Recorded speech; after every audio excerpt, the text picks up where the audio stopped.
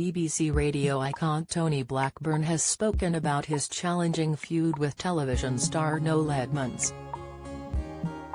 In 1973, Tony was axed from The Breakfast Show and was subsequently replaced by Noel, who fronted the program from June of that year to April 28, 1978.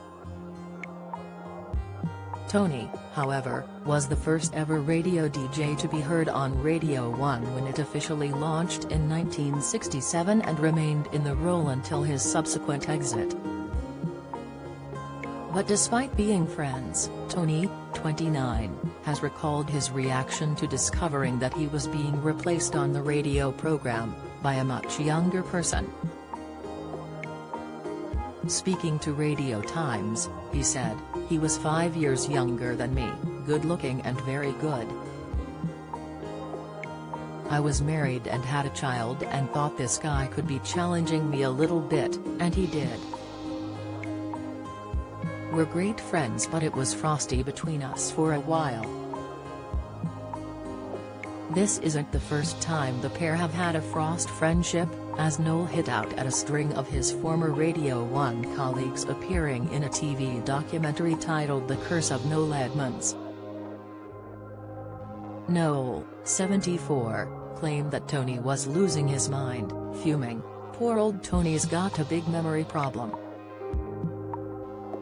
I always wondered whether he realized that Capital Gold is actually an oldies station."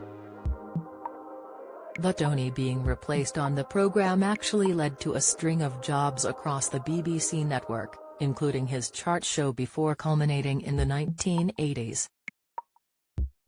Tony was left stunned when it emerged he was axed by BBC Radio 1 after a conversation with a commissionaire at the station. During his mid-morning show, he would often take cheeky calls from listeners which he said were quite outrageous.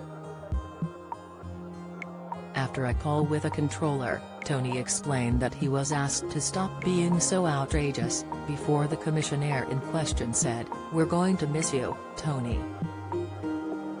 However, after leaving Radio 1, he ventured over the road to Radio 2, which he describes as a natural progression, adding it's only taken 30 years.